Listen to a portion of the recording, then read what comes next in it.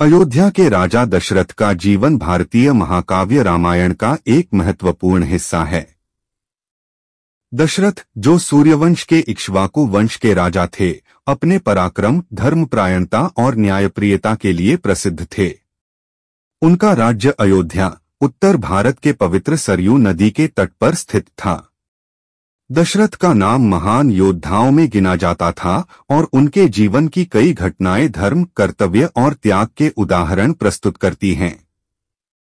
दशरथ का प्रारंभिक जीवन युद्धों और विजय के माध्यम से बिता। उन्होंने अनेक युद्धों में अपने शौर्य का परिचय दिया और अपने राज्य की सीमाओं का विस्तार किया। उनके शासन में अयोध्या समृद्ध और खुशहाल थी। दशरथ के 3 रानियां थीं, कौशल्या, सुमित्रा और कैकेयी। इनमें से कौशल्या उनकी प्रमुख रानी थीं। दशरथ के जीवन का एक महत्वपूर्ण उद्देश्य संतान प्राप्ति था, लेकिन लंबे समय तक उन्हें कोई संतान नहीं हुई। संतान प्राप्ति के लिए दशरथ ने ऋषियों और मुनियों की सलाह ली और पुत्रेष्टि यज्ञ करवाने का निर्णय लिया। इस यज्ञ को ऋषि वशिष्ठ के मार्गदर्शन में संपन्न किया गया। यज्ञ के अंत में अग्निदेव ने दशरथ को एक दिव्य खीर प्रदान की, जिसे उनकी तीनों रानियों ने ग्रहण किया। इस खीर के प्रभाव से कौशल्या के गर्भ से श्रीराम, कैकेयी के गर्भ से भरत और सुमित्रा के गर्भ से लक्ष्मण और शत्रुघ्न का जन्म हुआ। राजा दशरथ ने अपने चारों पुत्रों को अत्यंत प्रेम और स्नेह से पाला। राम, लक्ष्मण, भरत और शत्रुघ्न ने गुरु वशिष्ठ के आश्रम में शिक्षा प्राप्त की और सभी में उत्कृष्ट गुणों का विकास हुआ। राम विशेष रूप से अपने आदर्श व्यक्तित्व, शौर्य और धर्मनिष्ठा के कारण सबके प्रिय थे। उन्होंने अपनी शिक्षा पूरी करने के बाद अपने पिता के साथ राज्य के कार्यों में हाथ बंटाना शुरू किया। राम की वीरता और गुणों के कारण राजा दशरथ ने उन्हें युवराज घोषित करने का निर्णय लिया। यह घोषणा पूरे राज्य में हर्ष का विषय बनी। लेकिन दशरथ की सबसे छोटी रानी कैकेयी, जो कभी दशरथ की प्रिय पत्नी थीं, अपने पुत्र भरत के लिए राजगद्दी चाहती थीं। मंथरा नामक एक दासी ने कैकेयी को यह सुझाव दिया कि वह दशरथ से अपने 2 वरदान मांग ले, जो दशरथ ने कभी उसे दिए थे। कैकेयी ने मंथरा के बहकावे में आकर दशरथ से राम के लिए 14 वर्षों का वनवास और भरत के लिए राजगद्दी मांगी। दशरथ इस मांग को सुनकर स्तब्ध रह गए। वे अपने प्रिय पुत्र राम से बहुत प्रेम करते थे और उन्हें वनवास देने का विचार उनके लिए असहनीय था। लेकिन राजा के रूप में दिए गए वचनों को निभाना उनका धर्म था। इसलिए भारी मन से उन्होंने कैकेयी की मांग स्वीकार कर ली। राम, जो अपने पिता के वचनों का आदर करते थे, ने बिना किसी विरोध के वनवास स्वीकार कर लिया। उनके साथ सीता और लक्ष्मण भी वनवास पर चले गए। दशरथ अपने पुत्र राम के वनवास पर जाने के बाद अत्यंत दुखी हो गए और उनकी हालत दिनोंदिन बिगड़ने लगी। अंततः राम के वियोग में वे जीवित नहीं रह सके और उनकी मृत्यु हो गई। राजा दशरथ की कहानी त्याग, धर्म और कर्तव्य की मिसाल है। उन्होंने अपने राज्य और परिवार के लिए अनेक बलिदान दिए।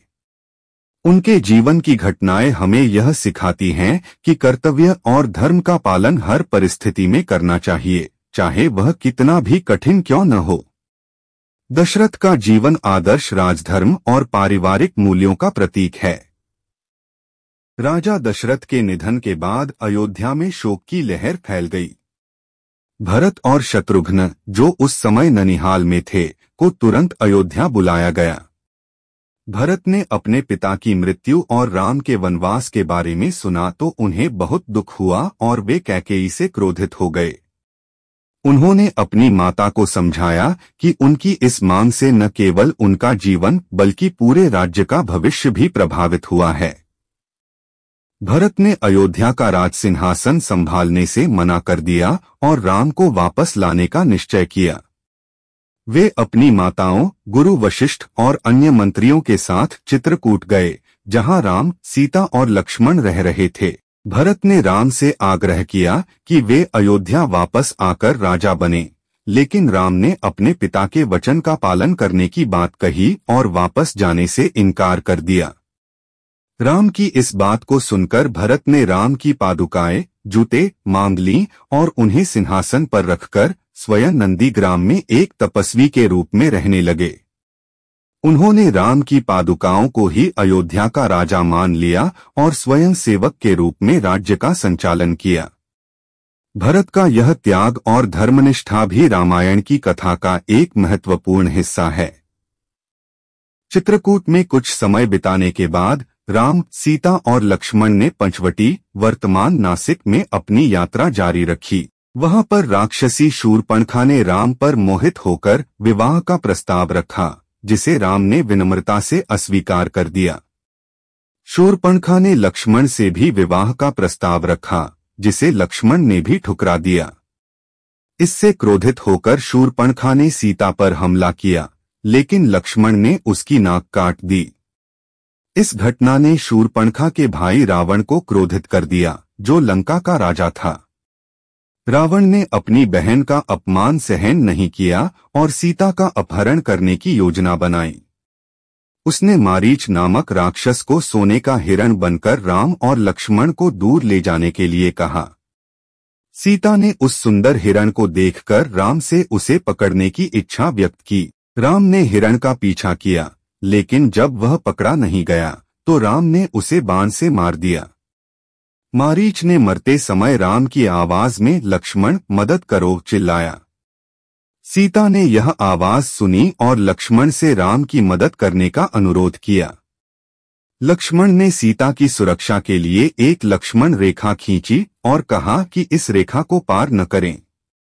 राम की आवाज सुनकर लक्ष्मण ने उनकी मदद के लिए जाने का निश्चय किया। इस अवसर का फायदा उठाकर रावण साधु के वेश में आया और सीता से भिक्षा मांगने लगा। जब सीता ने लक्ष्मण रेखा पार की तो रावण ने उनका अपहरण कर लिया और उन्हें अपने पुष्पक विमान में लंका ले गया। राम और लक्ष्मण जब वापस आए और सीता को नहीं पाया तो वे अत्यंत चिंतित हो गए। उन्होंने सीता की खोज शुरू की और कई ऋषियों, मुनियों और वनवासियों से सीता के बारे में पूछताछ की। इस दौरान उनकी मुलाकात हनुमान और सुग्रीव से हुई, जो वानरों के राजा थे। सुग्रीव ने राम को वचन दिया कि वे सीता की खोज में उनकी मदद करेंगे। हनुमान ने लंका जाकर सीता का पता लगाया और राम की अंगूठी उन्हें दी, जिससे सीता को राम के संदेश का विश्वास हो सके। हनुमान ने रावण से मिलकर सीता को मुक्त करने का आग्रह किया, लेकिन रावण ने उनकी बात नहीं मानी। हनुमान ने लंका में आग लगाई और वापस राम के पास लौट आए। इसके बाद राम ने वानर सेना के साथ लंका पर चढ़ाई की। उन्होंने समुद्र पर पुल बनाने के लिए नलनील नामक वानरों की मदद ली। राम और रावण के बीच भीषण युद्ध हुआ, जिसमें राम ने रावण का वध किया और सीता को मुक्त कराया। राम, सीता और लक्ष्मण 14 वर्षों के वनवास के बाद अयोध्या लौटे। उनके लौटने के दिन को दीपावली के रूप में मनाया जाता है, जो अंधकार पर प्रकाश की विजय का प्रतीक है। अयोध्या लौटने के बाद राम ने राज्याभिषेक किया और अपने पिता के सपनों को साकार किया। उनका शासन रामराज्य के रूप में प्रसिद्ध हुआ, जो आदर्श और न्यायपूर्ण शासन का प्रतीक माना जाता है। राम के शासनकाल में अयोध्या में शांति, समृद्धि और खुशहाली का वातावरण था। राजा दशरथ की कहानी रामायण का केवल एक हिस्सा है, लेकिन यह भारतीय संस्कृति और धर्म के महत्वपूर्ण सिद्धांतों को दर्शाती है। दशरथ का जीवन त्याग, कर्तव्य और धर्म के पालन का उत्कृष्ट उदाहरण है। उनके जीवन की घटनाएं हमें यह सिखाती हैं कि एक राजा का सबसे बड़ा धर्म अपने राज्य और प्रजा की भलाई के लिए किसी भी प्रकार के त्याग के लिए तैयार रहना चाहिए। दशरथ के जीवन की गाथा केवल एक ऐतिहासिक कथा नहीं है, बल्कि यह उन आदर्शों का संग्रह है जिन्हें हर व्यक्ति को अपने जीवन में अपनाना चाहिए। राजा दशरथ की कहानी सदियों से लोगों को प्रेरित करती आई है और आगे भी करती रहेगी। यह कहानी राजा दशरथ के जीवन की प्रमुख घटनाओं और उनके द्वारा किए गए बलिदानों का संक्षिप्त विवरण है। अगर आप इसे और विस्तार से जानना चाहते हैं तो वाल्मीकि रामायण और अन्य रामायणों का अध्ययन कर सकते हैं, जिसमें राजा दशरथ के जीवन के सभी पहलुओं को विस्तार से वर्णित किया गया है।